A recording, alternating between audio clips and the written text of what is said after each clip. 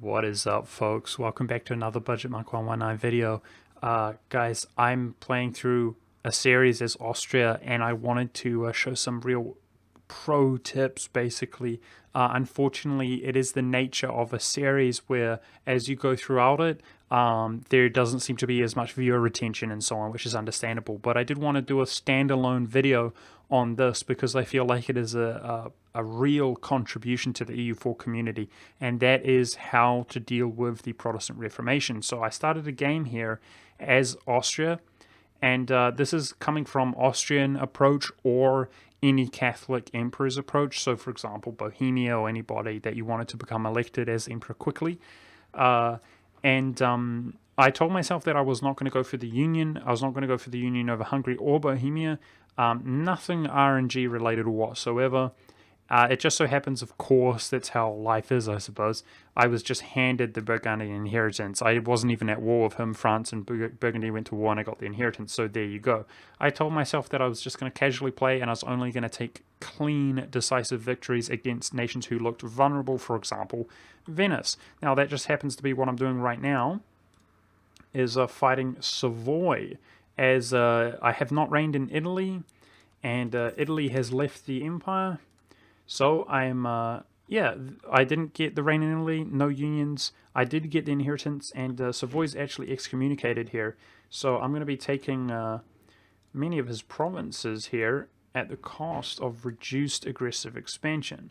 We're not quite there in terms of war score, but I'm pretty damn close. Now, the reason I'm recording this at this stage, guys, is because the Protestant Reformation has spawned. So again, I suppose in a way to kind of undermine my demonstration, I do have diplomatic and religious idea groups, and this is going to be key for you to get exactly both these idea groups yourself if you want to do this. But of course, naturally, because Lorraine is right next to me, I'm going to get a CB against him as soon as he converts religion, and my plan, as it's spawned in his capital, is to enforce religion on him, and that center of reformation is going to be kaput. Now, he is guaranteed by France, which means it will be a little bit of a war, but it is what it is. I'm going to have to defeat the French, and I'm fairly confident I can do that. We're very similar strength, and it just so happens here that I can see Castile and Aragon are going to help me out, so should have pretty good odds of doing that. But I'm going to catch you guys up. I'm going to show you again when the second center spawns to hopefully more accurately demonstrate the strategy. Alrighty, guys, so it just so happens that Protestantism has taken a little bit of its toll. I've fought a long, hard war here. Not too long, obviously, but quite a hard war here with Lorraine because of the French. But I have the war score required to actually enforce religion on him. And therefore, center destroyed. Now, with that being said, the second center has spawned and is in full force here. They convert really quickly, spawned during the midst of that war, and definitely beginning to take its toll. So this is where I can begin to demonstrate the strategy really nicely. And you might think, well, what is that? And it's quite simple. First, we need to revoke his free city status, unfortunately, which costs us imperial authority. So it's quite unfortunate that it spawned there inside of a free city. But it's certainly going to be worth it, guys, crushing Protestantism and beginning to completely eliminate the negative effect that's going to have here on the empire. So waiting for my emissary to return, and it's quite simple, guys. We're going to go ahead and no-CB him. Now, this is incredibly viable, and this is obviously the reason that I've taken diplomatic ideas, is the effects here of unjustified demands, or diplomatic actions rather, are halved. So this is going to cost us 1 stability. If you compare it to the other tactics of, owning provinces, it's just as efficient to spend that 1 stability. In fact, around this time, it just so happens, unfortunately, I got a lot of negative stability events here in a row, but I've been able to take stability from the Pope, and that's something that you're going to be able to do. Naturally, I recommend taking inflation reduction if your inflation's high, and more over everything else, taking deploy reputation. But being a Catholic, and especially, hopefully in your case, you're really strong, you own Hungary, maybe you're converting Orthodox provinces. In my proper game, I was actually already expanding into the Middle East, converting provinces, giving you that papal influence and allowing you to jam stability here. But the reason that this is so viable, you might think, how am I going to no CB if I need to 2-3 times in a row, and then more against the reformed religious type? How is that viable? How am I not going to get a coalition of all of Europe? And the answer is simple. Right now, the aggressive expansion is halved because of diplomatic ideas, but there is no other Protestant except for Bar. So the impact is actually less with other nations. If we look at our aggressive expansion, I actually took a decent amount of aggressive expansion from France, and then I took a huge amount of land here, although he was excommunicated. You can see here that our aggressive expansion is fairly high around this region, but yet no aggressive expansion will exist, no coalition will exist when we no CB him. And that's the tactic in a nutshell. Diplomatic ideas, no CB, and that's it. So naturally we're going to go in here and enforce religion on him as well. And that will be the second center eliminated. Now, what do you do if it is not on a capital? Let's just talk about that quickly. Statistically, if you just take a glance, I mean, look at Germany here, right?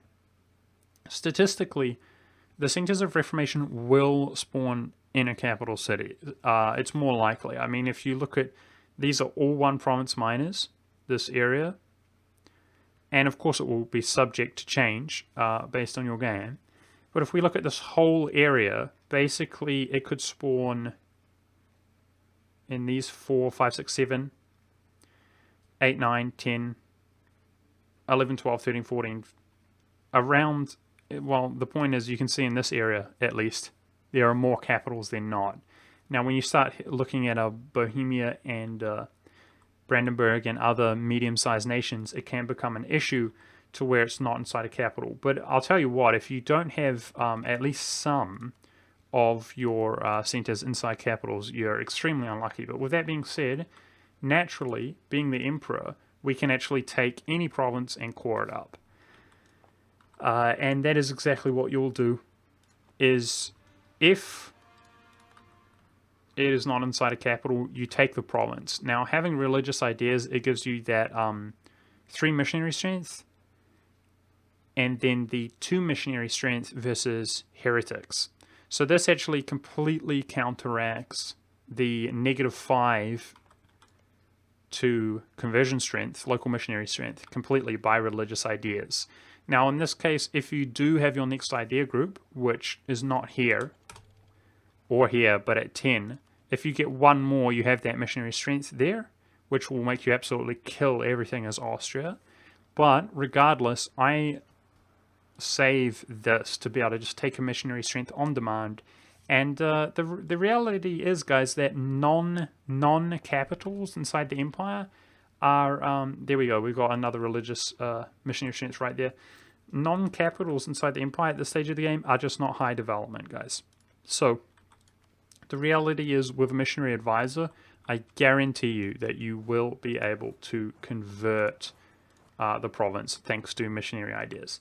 So you take the province, you can core anywhere inside the empire, and then you convert it. That's what you do, of course, if it is not inside a capital city, and therefore you cannot enforce religion to get rid of the center of reformation. And it's just that easy. It seems almost, too simplistic to even make a video on or anything like that.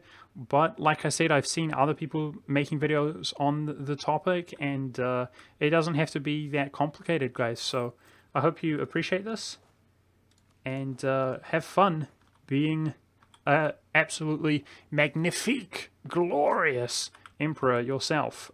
Even in this game here, as you can see, guys, the empire is of significant size. Anything that I take here in Italy and so on, I'm going to add back to the empire. Even without the union over Bohemia, I'm going to get him for free. Even without the union over Hungary, you can see here that being able to pass these reforms fairly quickly as we add land, eliminating Protestantism and having my rulers pass away. We can even increase the rate that they pass away by using this button if they're getting older and older and older. You can have just an absolute easy mode, but awesome game as the nation of Austria. So I hope you guys enjoyed this, and I'm going to show you finally once I've basically dealt with all the centers of the Reformation, and rest assured that I'm going to be using this tactic. So here we are again, guys. I wanted to demonstrate to you here as I fight a cleansing of the heresy war against Bar, who is one of the few Protestant nations. You can see here that Oldenburg has been converted by the once existing center in Bremen, and I wanted to show you guys something which is also very significant. When the Protestant Reformation first forms, this age will begin to end. Now, of course, most of you know by taking this here, the transfer subject thing, blah, blah, blah, it allows you to claim off of your own claims as though you owned that claim. And so let's take, for example, I could have done this to Bremen, but I wanted to just demonstrate how strong diplomatic ideas is, for example, if it spawns in Würzburg. I just claimed up Friesland, so now I can claim everything here from Friesland, and you can see here when my next, when the month ticks past, my spy network increases enough here to claim Oldenburg. So honestly, guys, you can actually utilize this tactic to make claims all over the bloody empire, especially if you take diplomatic ideas and you have 4 diplomats. You'll be surprised, guys, that you can really jam them down. Like I could jam them down in Bavaria, taking claims here and here, and then Bohemia making a claim here, and Brandenburg, Würzburg, and so on. Really preparing myself to have really nice claims for when this spawns. But even on the fly, as you can see, more often than not, you're going to be able to claim up provinces like this. Now, this is not a center of religion, but it may as well be. That could have just been Bremen there, guys. And I'm going to go ahead and declare war on him simply to enforce his religion. So that's what we're doing. So definitely hope that helps you guys. And yeah, the age began, what, about like 60 months ago or something like that? I don't bloody know. Less? I don't know. And already you can see no centers of Reformation, and it's going to be just the same way with the Reformed religion. In fact, from my experience of doing this so frequently, I have found that the game sometimes like bugs out and there's no Reformed religion at all. So yeah, so much for the Protestant Reformation, guys. I hope you guys enjoyed this, and I hope you have fun owning it as Austria yourself. Alrighty, guys, so Reformed has not spawned yet, and like I said, from doing this, I have found that it doesn't spawn at all some of the time. So there we go, the age of Reformation has not even begun, and as we can see, Protestantism is done away with. So if we look at my imperial authority here, let's wait till next month goes by. There's peace inside the empire currently, and if we pass one more reform after this one, which we're about to pass, then peace will always be inside the empire, because war will be disallowed. So there you go. I hope you guys enjoyed this video, guys. Protestantism, watch Protestantism. It's nothing to me. Now, if reform does come about, we'll deal with it in the same way, nice and snappy. And yeah, this is a way that you can absolutely dominate the world as the empire. I hope you guys enjoy doing it yourself.